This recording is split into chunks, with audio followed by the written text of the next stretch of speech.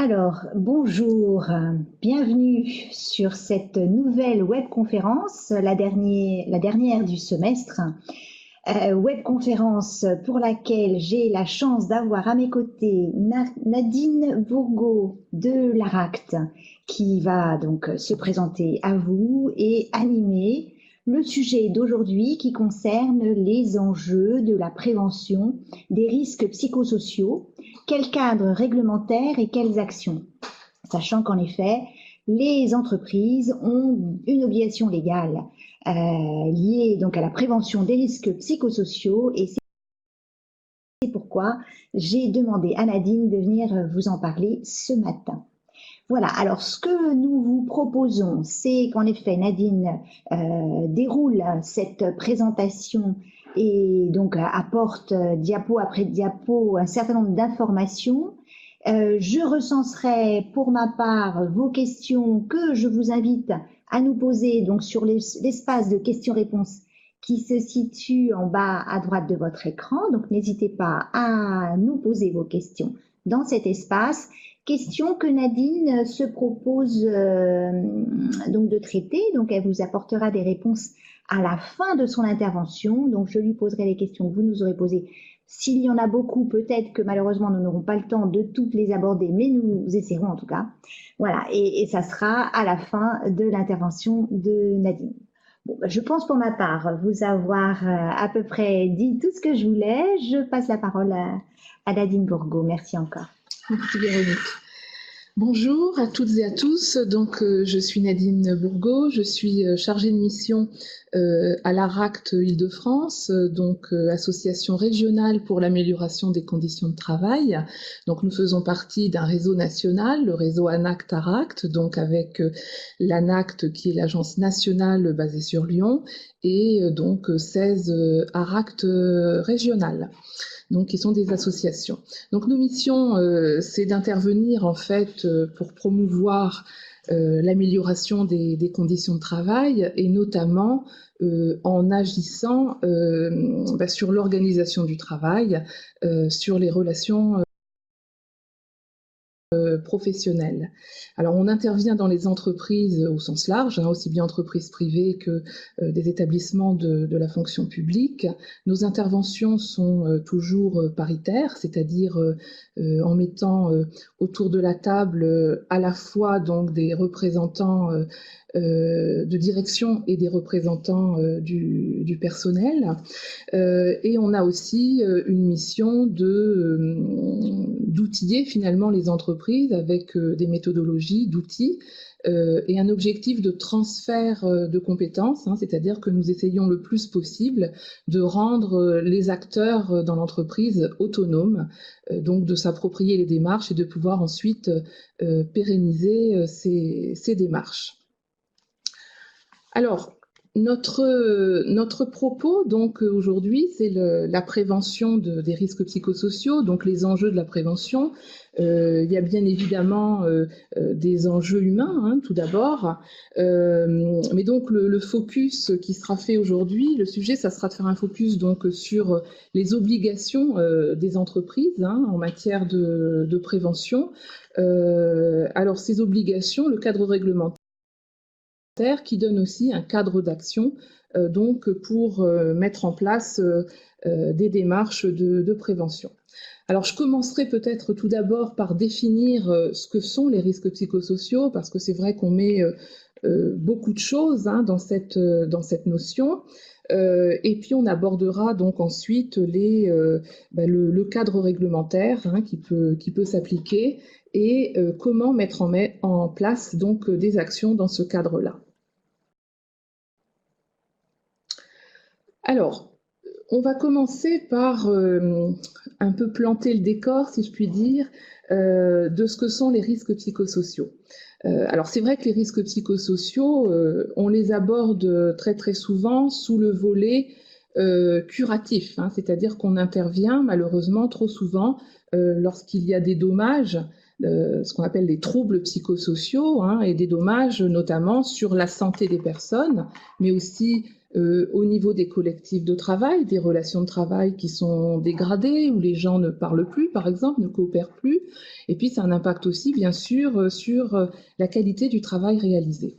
Alors, tout l'enjeu, quand on met en place des démarches de prévention des RPS, c'est vraiment de pouvoir travailler le plus en amont possible pour identifier quelles sont les causes, en fait, dans les situations de travail, quels sont les facteurs qui pourraient notamment atteindre la santé.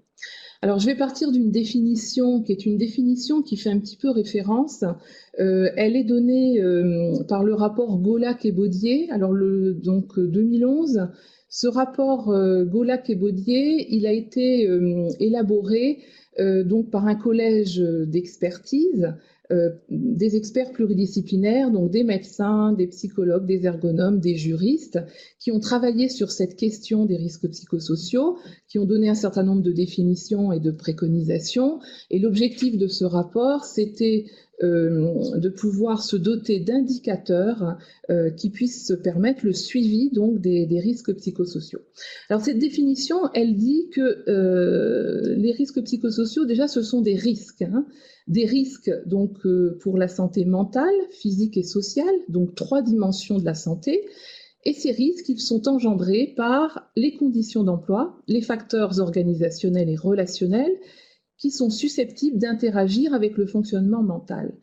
Donc, lorsqu'on s'intéresse aux risques psychosociaux, si l'on veut faire de la prévention, eh bien, c'est cet environnement que l'on va aller regarder de plus près. Donc, cet environnement, eh bien, ce sont donc les conditions d'emploi, l'organisation du travail, les relations de travail, et on va pouvoir examiner si justement toutes ces conditions d'emploi, cette organisation du travail, ces relations de travail sont plutôt de nature à maintenir la santé, à développer la santé, ou bien au contraire si cet environnement présente des risques sur la santé et notamment pourrait avoir des impacts négatifs, donc des atteintes sur la santé des salariés. Donc tout l'enjeu d'une démarche de RPS, c'est de faire de ce qu'on va appeler de la prévention primaire. C'est-à-dire que quand on va explorer toutes ces dimensions-là, et que tout va bien, je dirais, puisque quand on parle de risque, on ne parle pas de dommages, on est justement sur cette dimension où on va regarder comment on peut réduire les facteurs de risque pour éviter d'avoir à traiter essentiellement des impacts sur la santé. Alors, qu'est-ce qu'on va aller explorer de plus près quand on s'intéresse à cette question ? Donc là, je vais vous parler des 6 familles de facteurs de risque psychosocial. Donc, c'est aussi toujours tiré du rapport Gaulac et Baudier.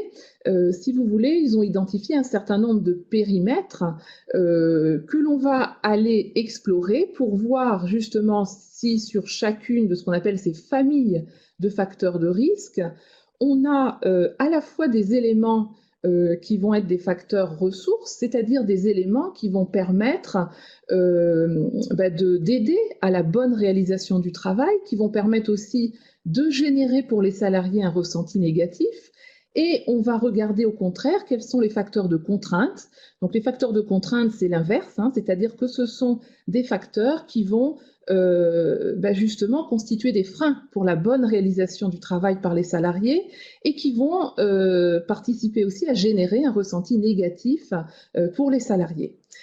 Alors, dans ces 6 familles de facteurs, la première qu'on va examiner, c'est tout ce qui est rapports sociaux, relations de travail. Donc là, dans une situation de travail, en fait, un salarié a des relations à la fois internes, donc c'est aussi bien avec ses collègues, avec sa hiérarchie, avec l'équipe encadrée pour les personnes qui font du management, mais aussi avec tous les interlocuteurs extérieurs. Donc ça peut être selon les activités et les métiers, bien sûr, ça peut être des clients, ça peut être des patients, ça peut être des usagers, ça peut être des financeurs, des tutelles, des ministères. Et donc là, l'enjeu, c'est de regarder si ça se passe bien ou moins bien. Alors, qu'est-ce qu'on va regarder ? On va regarder notamment tout ce qui est de l'ordre du soutien, ce qu'on va appeler le soutien social, c'est-à-dire est-ce qu'un salarié, par exemple, confronté à une difficulté, qui a des questions, qui se pose des questions sur son travail, qui a besoin d'un conseil, est-ce qu'il va trouver dans son environnement de l'appui pour pouvoir répondre à ces questions? Ou est-ce qu'il va devoir se débrouiller tout seul et n'aura aucune réponse? C'est la même chose pour ce qu'on appelle le soutien managérial.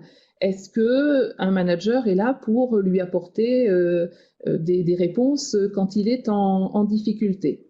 On va aborder aussi les questions de reconnaissance. Alors, le besoin de reconnaissance, il est important pour toute personne. Alors, au travail, ça se manifeste par la reconnaissance du travail, la reconnaissance des efforts, reconnaissance des compétences, mais c'est aussi un premier niveau de reconnaissance tout simple, hein, qui est souvent la reconnaissance existentielle. En fait, on est reconnu en tant que personne, hein, dans son travail. Alors, si ça se passe bien, on aura vraiment des facteurs de levier, hein. La personne pourra trouver vraiment satisfaction dans son contexte de travail. Si ça se passe moins bien, c'est là qu'on pourra avoir le développement de tensions, de violences, de conflits, hein, voire de situations de harcèlement moral ou sexuel, hein, dans un certain nombre de situations. La deuxième famille de facteurs, c'est tout ce qui a trait à l'autonomie et aux marges de manœuvre. Donc là, ce qu'on va regarder d'un peu plus près, ce sont en fait les possibilités d'action que les salariés ont, dont ils disposent en fait, pour pouvoir choisir le mode opératoire, c'est-à-dire la façon dont ils vont faire leur travail, hein, sur un objectif à objectif égal.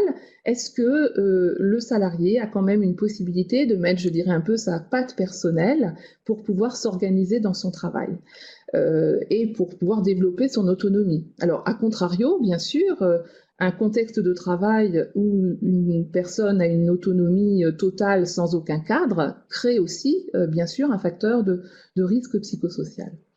La troisième famille de facteurs, c'est l'insécurité de la situation de travail.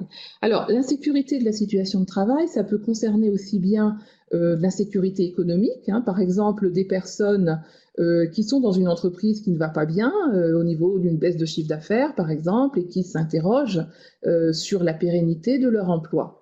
Mais on le retrouve aussi dans tous les contextes, hein, et notamment, je pense à la fonction publique également, où il y a une garantie de l'emploi pour quelqu'un qui a un statut de fonctionnaire. Par contre, on retrouve exactement ces mêmes situations avec des contextes, par exemple, de fermeture d'établissements, de changement des fonctions, de réformes successives qui amènent à ce que certaines fonctions, par exemple, soient vidées de leur substance, hein, des personnes qui se retrouvent avec des postes où il y a où un certain nombre de ce qui faisait leur poste est externalisé, hein, donc par exemple. Donc cette insécurité, elle va se retrouver en fait dans tous les secteurs d'activité où on aura par exemple des changements qui ne sont pas du tout accompagnés ou insuffisamment. La quatrième famille de facteurs, ce sont les conflits de valeurs. On y met à la fois la qualité empêchée et les conflits éthiques. La qualité empêchée, c'est quand dans son travail, on se sent empêché de faire un travail de qualité, au sens où on l'entend, ou par rapport à des normes de qualité, des normes, des règles professionnelles, par exemple, hein. C'est un concept qui a été développé surtout chez les soignants au départ. Donc, par exemple, des soignants qui ont choisi ce métier pour s'occuper des autres et puis qui se retrouvent dans des contextes contraints où ils ont seulement le temps de faire un acte technique et ils ne peuvent pas du tout accompagner un patient qui en aurait besoin. On retrouve ça dans beaucoup de secteurs d'activité. C'est tous les gens qui vous disent je suis obligé de bâcler mon travail, j'ai pas le temps de peaufiner mon travail comme je pouvais le faire avant, par exemple. Et les conflits éthiques, c'est quand dans son travail, on est amené à faire des choses contraires à son éthique, là aussi, soit son éthique personnelle, soit une éthique de métier. Par exemple, toutes les situations où un salarié se trouve obligé de contourner une réglementation, des règles, de donner des informations confidentielles, par exemple de vendre des produits dont il sait qu'ils ne sont pas de bonne qualité. Voilà, donc autant de situations dans des secteurs différents, sur des métiers différents, où des personnes peuvent se retrouver en conflit éthique. La cinquième famille de facteurs, c'est tout ce qui est donc l'intensité du travail, des temps de travail, la conciliation des temps de travail, la charge de travail, donc de plus en plus aussi la charge mentale, hein, c'est-à-dire toutes les opérations qui sont nécessaires au niveau cognitif. Parfois, pour réaliser une tâche simple, les salariés sont obligés de faire appel à des tas de tâches, de micro-tâches différentes. C'est par exemple les bugs récurrents du matériel informatique, ça peut être la surcharge de la messagerie, ça peut être le fait d'être obligé de faire des choses en doublon parce qu'on n'a pas le matériel adéquat. C'est toutes ces opérations qui viennent alourdir finalement la réalisation du travail et la charge mentale. On y met dedans aussi la conciliation des temps, donc avec l'interface vie personnelle, vie professionnelle. La sixième et dernière famille de facteurs, ce sont les exigences émotionnelles. Donc là, c'est dans les situations de travail où les gens où ça fait appel à des émotions importantes, donc par exemple être confronté de façon récurrente à la souffrance des autres, à la mort, être confronté à l'agressivité permanente, par exemple quand on travaille dans un service après-vente, en front office, avec des clients agressifs. Donc voilà. Et ce qui va alourdir ces exigences émotionnelles, c'est le fait de devoir montrer des émotions différentes de celles que l'on ressent. Par exemple, on ressent de la colère et on doit garder un visage avenant par rapport et rester aimable par rapport à son client, par exemple. Voilà. Donc ces 6 familles de facteurs nous permettent de délimiter en fait des périmètres que l'on peut aller explorer, je dirais idéalement quand tout va bien, pour justement pouvoir faire de la prévention et voir comment on peut réduire les facteurs de risque. Et donc, c'est dans certaines situations où les choses ne vont pas forcément dans le meilleur des mondes qu'on va avoir l'apparition potentielle donc de troubles psychosociaux. Donc, ce qu'on appelle les troubles psychosociaux, c'est ce que dans le langage commun, souvent, on appelle les risques psychosociaux. Donc, les troubles psychosociaux, en fait, ce sont des dommages. C'est déjà la manifestation de dommages. Et ils peuvent se manifester sur 3 axes. Donc, le premier axe, c'est celui dont on parle le plus souvent quand on parle des RPS, c'est la santé. Donc, c'est toutes les atteintes au niveau individuel à la santé, donc aussi bien le stress en premier lieu, mais donc le burn-out, la dépression, tout ce qu'on va qualifier de mal-être, de souffrance au travail. Et ça comprend aussi des manifestations au niveau de pathologie, par exemple des troubles cardiovasculaires, du diabète, qui peuvent être occasionnés par des facteurs de risque psychosociaux. Le deuxième axe sur lequel ça se manifeste, c'est sur les collectifs de travail, donc les relations de travail. Donc on va se retrouver dans des situations où les gens ne vont pas collaborer de la meilleure façon. Donc c'est soit des tensions qui existent, voire de la violence qui peut apparaître, ou un manque de coopération. Des personnes qui ne collaborent plus, des services qui ne se parlent pas, qui ne coopèrent pas. Et le troisième axe sur lequel ça se manifeste, c'est la performance au travail. C'est-à-dire que là, on va avoir des impacts. Alors, ça va être sur tout ce qui est qualité de prestation, délai de réalisation. Donc, si les personnes ne vont pas bien, ne coopèrent pas, il y aura forcément des impacts aussi sur la performance au travail, et notamment dans cette performance au travail, on peut aussi indiquer le taux d'absentéisme qui risque d'augmenter. Voilà, donc en préambule, pour donc qualifier ce que sont les risques psychosociaux. Alors, on va aborder maintenant le cadre réglementaire. Alors, le cadre réglementaire, on va voir quelques points importants du Code du travail par rapport à la prévention des risques psychosociaux.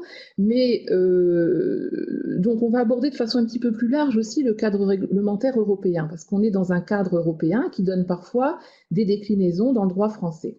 Alors, il y a 30 ans, il y a une directive cadre européenne qui date du 12 juin 1989. C'est une directive cadre sur la santé et la sécurité au travail.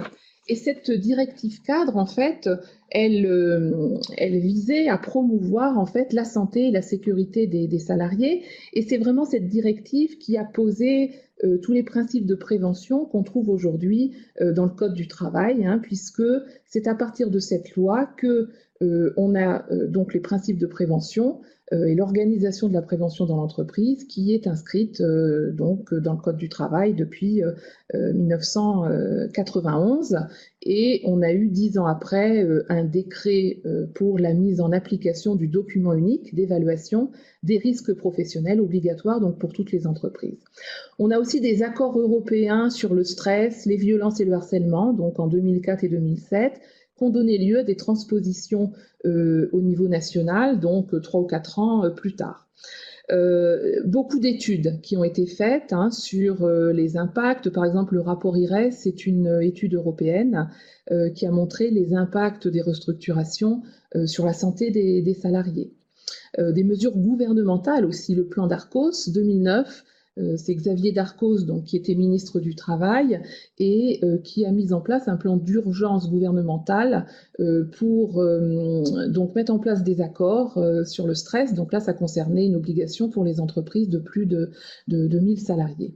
Après, différents rapports, études, hein, le rapport Gola qu'on en a parlé, le rapport Lachmann, c'est Lachmann, Larose et Pénicaud, donc Muriel Pénicaud, notre ministre du Travail actuel. Donc ce rapport donne notamment un certain nombre de préconisations, il s'appelle Bien-être et efficacité au travail, et il rappelle notamment le rôle majeur des managers dans la prévention de la santé. Bon, d'autres rapports ensuite qui ont été écrits, il y en a encore beaucoup qui sortent régulièrement. Le rapport Mettling 2015, ça c'est plus particulièrement sur les impacts du numérique. Et puis, on a aussi la fonction publique, hein, donc il y a aussi des textes qui concernent plus spécifiquement la fonction publique, mais la fonction publique est complètement concernée hein, par toute cette réglementation, et un certain nombre d'accords, dont celui d'octobre 2013, a rappelé que ces obligations étaient donc une nécessité également pour les établissements des 3 fonctions publiques, qui avaient donc obligation de mettre en place un diagnostic et un plan d'action pour 2015.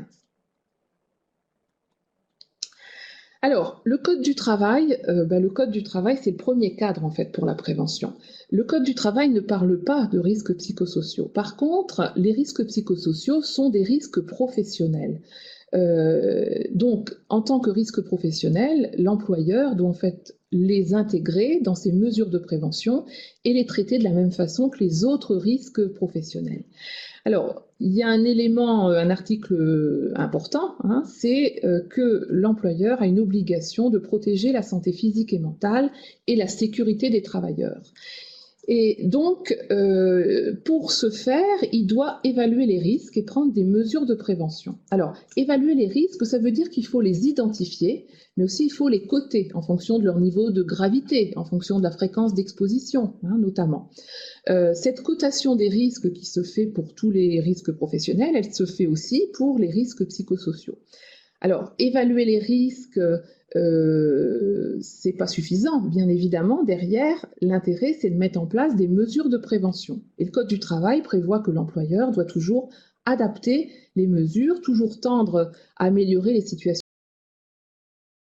existantes. Hein. Donc d'ailleurs, il y a une obligation de mettre à jour le document unique tous les ans, hein, voire plus souvent s'il y a des changements majeurs au niveau de l'organisation. Et donc l'employeur doit organiser la prévention dans l'entreprise, donc mettre en place les délégations de pouvoir, hein, selon la taille de l'entreprise, bien évidemment, et puis de désigner des personnes compétentes pour s'occuper de ces questions-là.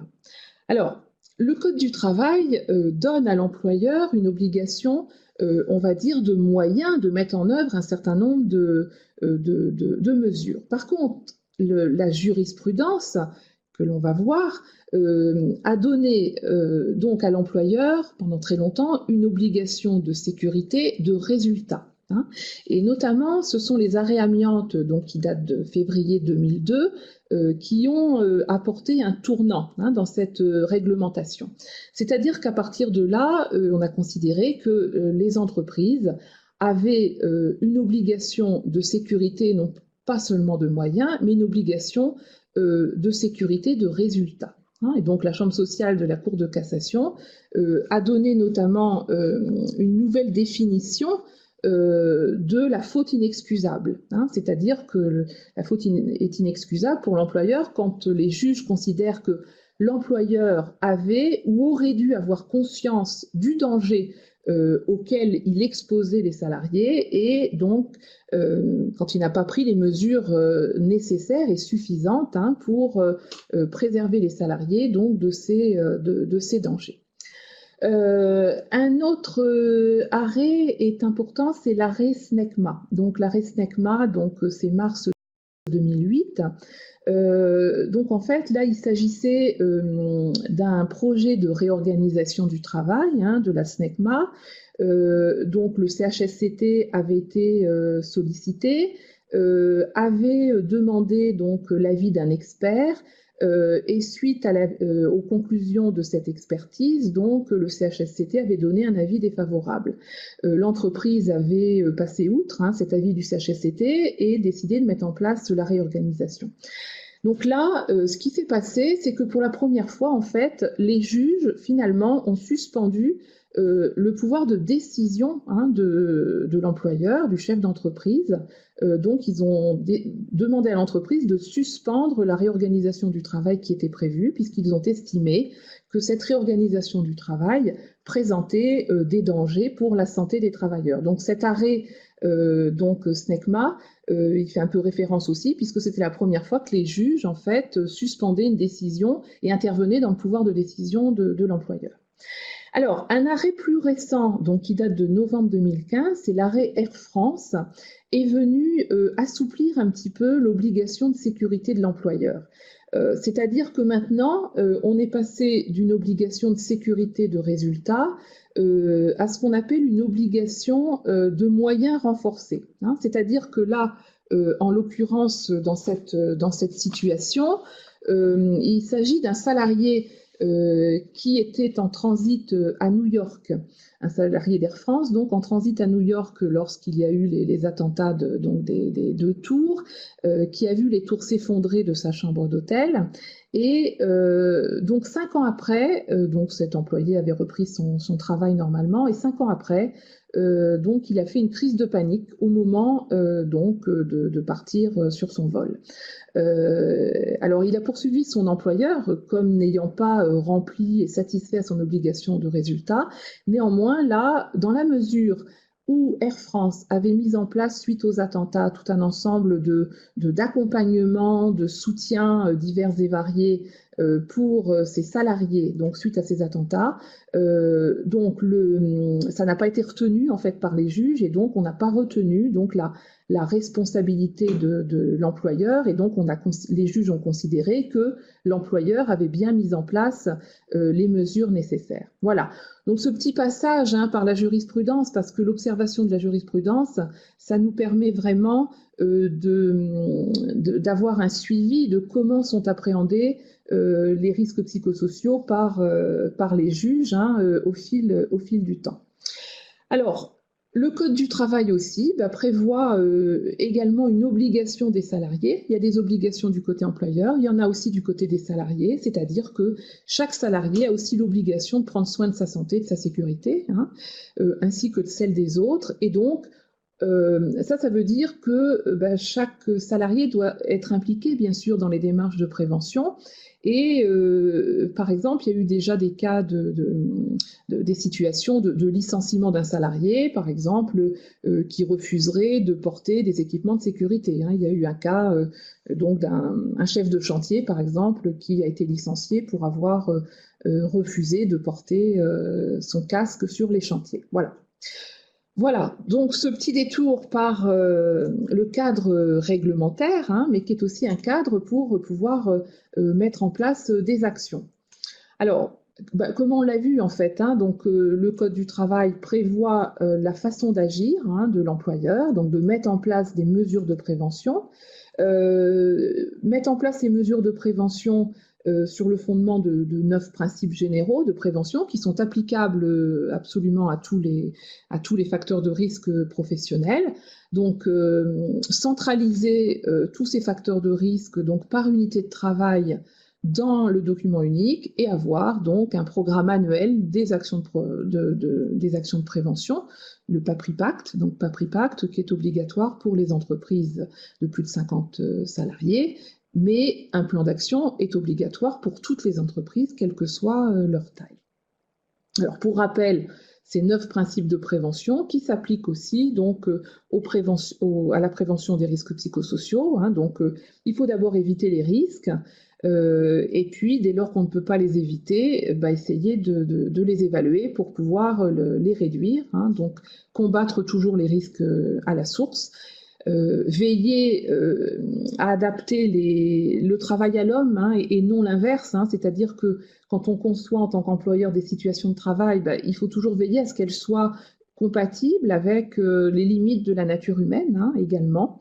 Voilà, et puis il y a la question de donner la formation, les instructions appropriées aussi aux travailleurs, et donc tous ces principes qui sont des principes de prévention primaire et encore une fois qui s'appliquent à tous les risques.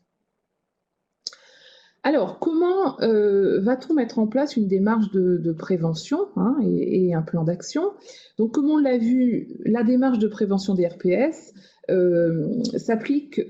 rentre tout à fait dans le cadre de la démarche de prévention de tous les risques, donc avec différentes étapes. Une première étape qui est souvent un petit peu longue dans les entreprises, c'est-à-dire que là, on va préparer le lancement de la démarche.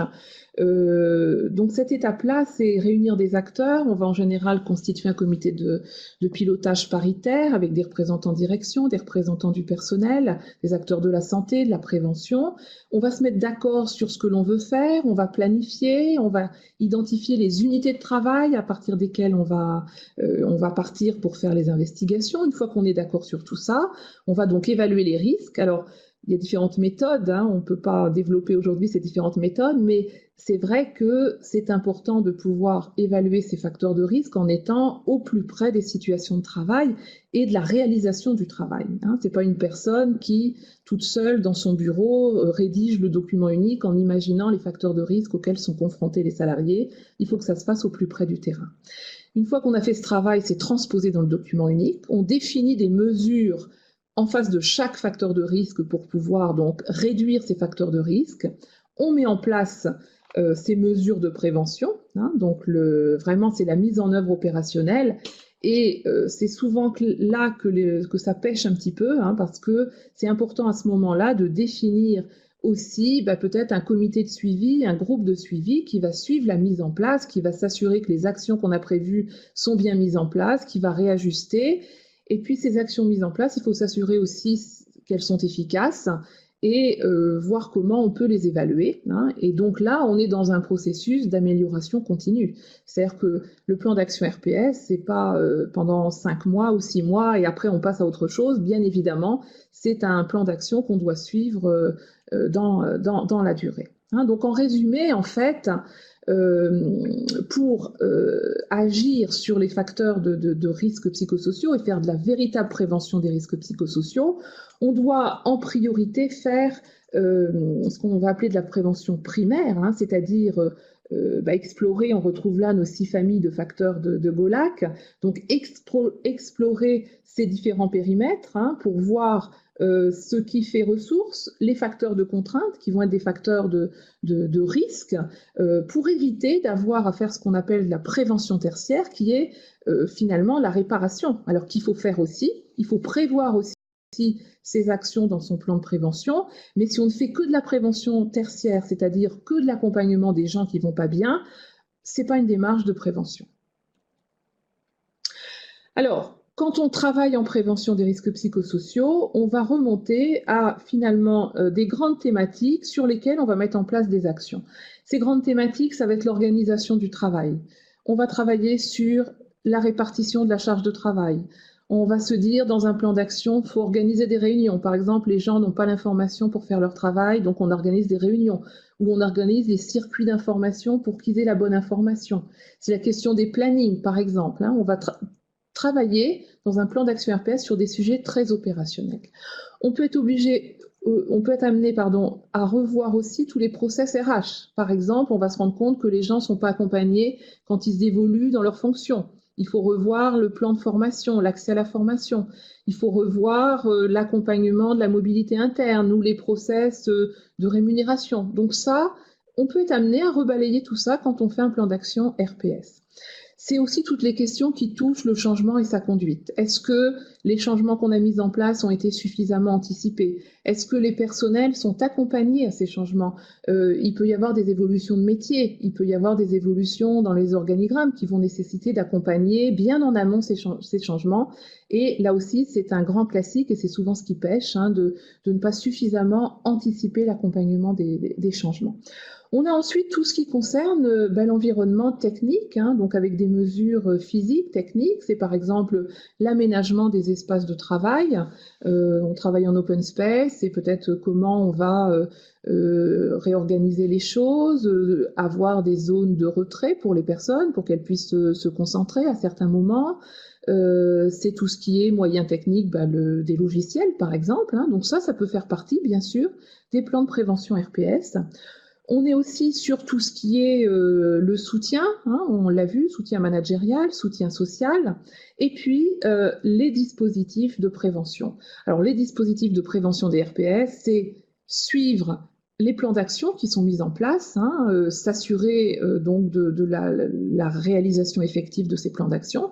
Puis c'est aussi la mise en place de tous les systèmes de veille. Est-ce qu'on a un système qui nous permet d'identifier de façon suffisamment précoce que des personnes ne vont pas bien, par exemple. Donc, est-ce qu'on a une cellule de veille qui permet de faire remonter des situations dégradées et d'éviter que des personnes se retrouvent dans des situations de souffrance pendant des mois ou des années, des situations connues, mais sur lesquelles on n'est pas intervenu.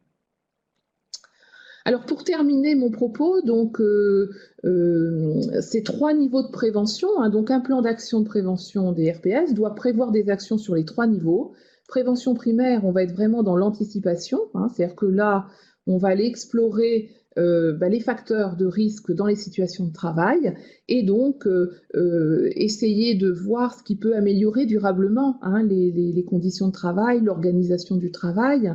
Mais il faut aussi prévoir de la prévention secondaire, c'est-à-dire que là, on se dit, même si j'ai fait beaucoup de choses en prévention primaire, je ne suis pas au risque zéro, et les salariés ont quand même cette exposition potentielle à des facteurs de risque, donc je les aide à être mieux armés pour faire face aux risques. Donc là, ça va passer beaucoup par des actions de formation notamment. Et puis, le 3e type de prévention, c'est donc la prévention tertiaire. Donc là, on l'appelle prévention, mais on n'est plus dans la prévention, on est dans la réparation. Et donc là, c'est l'accompagnement de situations dégradées. Donc c'est accompagner des salariés qui vont mal, mais c'est aussi tout ce qui est intervention en gestion de crise. Et ça, on doit le prévoir aussi en prévention. Qu'est-ce qu'on fait si on a, par exemple, une mort brutale sur l'établissement? Qu'est-ce qu'on fait si on a un suicide? Alors, il faut mettre en place un plan de prévention, un plan de gestion de crise, même si on espère qu'on a à le mettre en place, qu'on n'aura jamais à le mettre en place, mais il faut que ce soit prévu. Voilà, donc sur ces actions, voilà quelques exemples d'actions sur les 3 niveaux de prévention. Donc en prévention primaire, on va être beaucoup sur qu'est-ce qu'on fait pour manager le travail, c'est-à-dire accompagner le plus en proximité possible les salariés dans leur travail, leur apporter du soutien, les ressources, travailler sur les aménagements d'espace, les aménagements des temps de travail, la régulation de la charge de travail. Il y a un certain nombre de process RH aussi, par exemple la procédure d'accueil des nouvelles recrues, ça peut être de l'action, ça fait partie d'un plan de prévention primaire. Donc prévention secondaire, c'est toutes les actions donc d'accompagnement, la formation, le coaching peuvent être des actions de prévention secondaire. Et puis prévention tertiaire, on a vu donc vraiment on est dans la réparation et l'accompagnement de situations dégradées ou de situations de crise individuelles ou collectives. Voilà, j'en ai terminé, donc je suis maintenant à votre écoute pour répondre à des questions. Merci beaucoup Nadine. En effet, donc pas beaucoup de questions, puisque vous avez été extrêmement claire dans cette présentation. Alors Christelle échauffe lors de la diapo concernant les 6 familles de facteurs à risque. Nous demande de quelle manière peut-on collecter ces différents éléments dans les différentes familles, s'il vous plaît. Alors j'imagine que dans la démarche de la diapo 21 que vous nous avez présentée, il y a déjà un certain nombre de réponses. Voulez-vous y apporter un éclairage supplémentaire? Donc, quelles sont les manières de collecter ces différents éléments? Oui. Alors, je vais essayer de répondre rapidement à cette question parce que là, ça pose la question des méthodes que l'on va utiliser pour aller investiguer les facteurs de risque psychosociaux. Alors, il y a un certain nombre de méthodes qui existent. On peut travailler par unité de travail en organisant des groupes et, par exemple, en faisant parler les personnes sur leur situation de travail pour identifier justement des points qui peuvent être des dysfonctionnements. Dans le réseau Anactaract, on a par exemple la méthode d'analyse de situation problème, où on va aller recueillir des situations qui ont posé problème chez un ou plusieurs salariés dans la bonne réalisation de leur travail.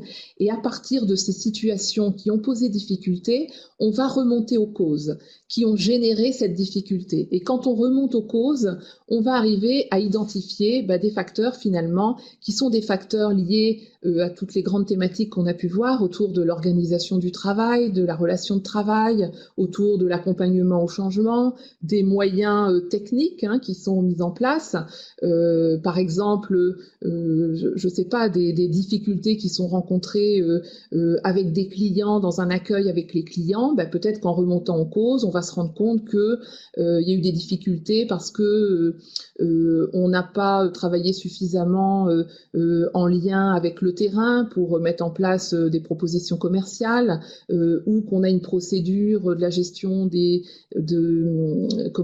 l'accueil des clients qui pose problème. Donc c'est vraiment toujours travailler le plus possible en lien avec les situations de travail réelles. Alors, moi, je vous ai parlé de la méthode Anactaract, mais il y a par exemple l'INRS a mis en place aussi tout un questionnaire autour justement de ces familles de facteurs, ces mêmes familles de facteurs, qui permet de se poser un certain nombre de questions.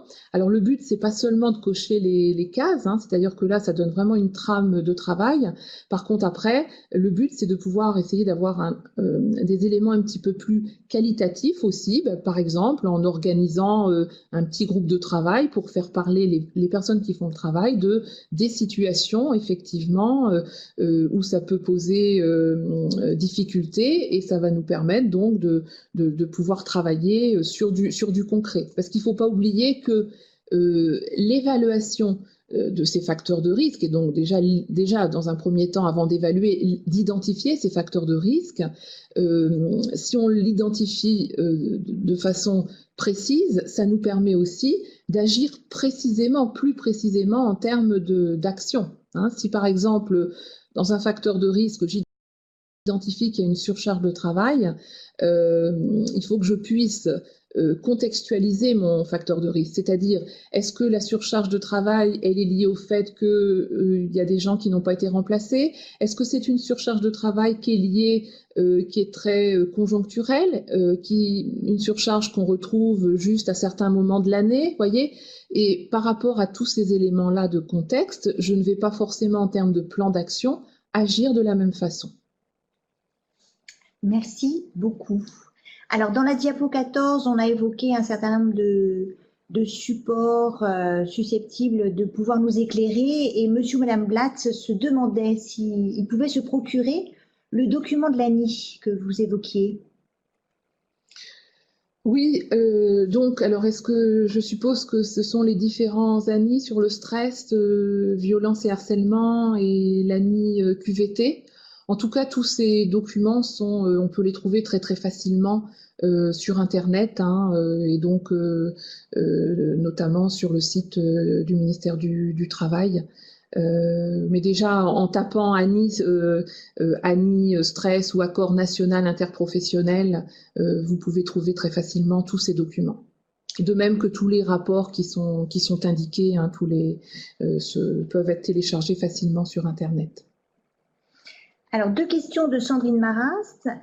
Déjà, elle se questionne sur ce que signifie INRS, l'Institut dont vous nous parliez il y a quelques instants, qui a aussi des méthodes à recommander? Oui, oui, tout à fait. Donc c'est un institut donc qui est aussi sur le champ Des de tout risques ce qui est psychosociaux. de tout ce qui est prévention au sens large, des risques professionnels, pas seulement des risques psychosociaux.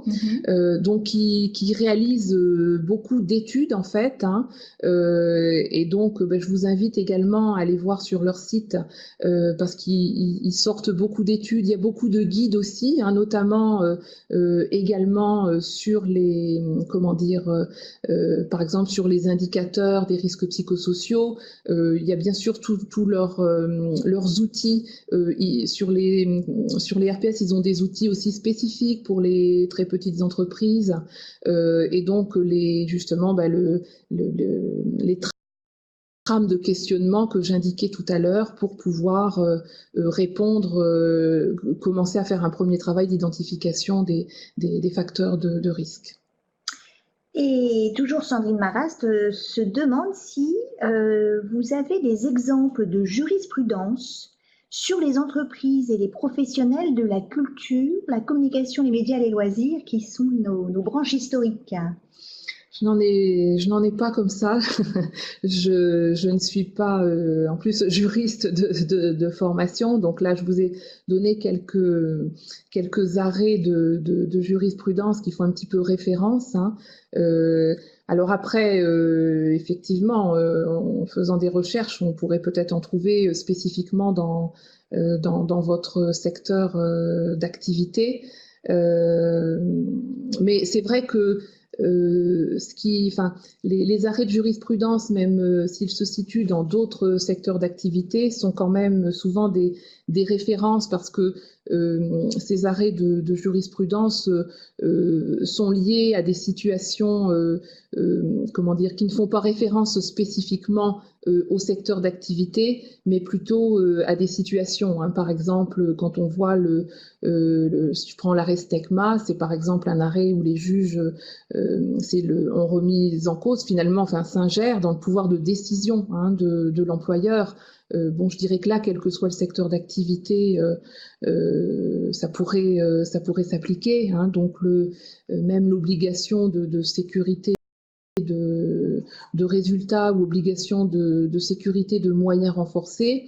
C'est vrai qu'après, elle est effectivement à mettre en place, alors selon un certain nombre de règles générales qui peuvent s'appliquer à toutes les entreprises. Après, pour chaque entreprise, c'est important de voir effectivement à quel facteur de risque spécifique les personnes sont exposées et quels moyens et mesures spécifiques elle peut mettre en place aussi pour y répondre. Alors, Stéphanie Seret nous demande si le document unique est obligatoire pour une association ayant des salariés. Oui, absolument. Donc, le document unique est obligatoire pour toutes les entreprises, les associations, pour la fonction publique. Et dès lors qu'il y a un salarié, il faut un document unique. Alors, visiblement, il y aurait un rapport Lecoq, nous dit Violaine Blondel, qui envisagerait la suppression du document unique. Ça vous dit quelque chose? Alors, le rapport Lecoq, effectivement, pose un certain nombre d'éléments, de pistes de réflexion. Alors, sur la santé au travail, de façon très large, fait des préconisations sur des réformes potentielles, sur les acteurs. Il y a un enjeu de clarification peut-être du rôle des différents acteurs. Pour ce qui concerne le document unique, le rapport Lecoq préconise effectivement une simplification du document unique. Donc, quelles sont les évolutions et les mises en application qui en seront faites par la suite des préconisations de ce rapport. C'est encore un peu tôt pour le dire. Peut-être que le document unique n'existera plus, en tout cas peut-être sous la même forme, ou peut-être qu'il y aura quelque chose de simplifié. Alors ça part du constat aussi que que souvent le document unique il est perçu comme un peu complexe à remplir par les entreprises. On a souvent le constat que lorsque les entreprises ont passé beaucoup de temps à élaborer leur document unique, parfois c'est plutôt la mise en œuvre qui pose difficulté, donc la mise en œuvre opérationnelle, alors que c'est ça qui est le plus important. Donc je pense que les questionnements qui sont posés dans le rapport Lecoq prennent en compte tous ces éléments de réflexion. Maintenant, même si le document unique était fortement remis en cause dans sa forme, voire simplifié, ça serait pas forcément une mauvaise chose. Par contre, il restera toujours que bien évidemment, les démarches de prévention qui sont obligatoires pour les employeurs vont bien perdurer, puisqu'on est quand même dans des logiques où on doit le plus possible tendre à de la prévention primaire, et ce, quels que soient les facteurs quels que soient les risques professionnels. Une toute dernière question justement sur ce document unique de Juliette Large, qui nous demande si elle a l'obligation de le présenter à quelqu'un une fois qu'il est rédigé, médecin du travail, ou juste le garder à disposition. Alors, le document unique, c'est de la responsabilité de l'employeur, dans le sens où c'est lui qui va signer le document unique.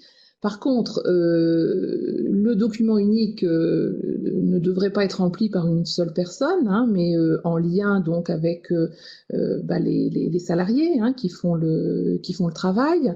Il doit donner lieu aussi à consultation donc pour avis auprès des représentants des instances, alors CHSCT ou CSE, et puis il doit être mis à disposition de tous les salariés. C'est-à-dire que mise à disposition, donc après la législation n'impose pas un format, ça peut être soit sous forme papier, mais c'est de plus en plus sous forme de tableau Excel par exemple, et sur un intranet par exemple. Donc, mais les salariés doivent pouvoir consulter à tout moment le document unique. Eh bien, merci Nadine. Merci à tous pour votre présence et pour votre participation à cette webconférence passionnante. Nous avons largement débordé, nous vous prions de nous en excuser, c'était la dernière de l'année. Un dernier petit effort concernant votre niveau de satisfaction, comme d'habitude, donc sur ce questionnaire en 2 clics. Et bien, je vous dis pour ma part à la rentrée, puisque vous aurez évidemment de nouvelles invitations pour participer à de nouvelles webconférences. Passez un très bel été et de belles vacances. À bientôt. Merci.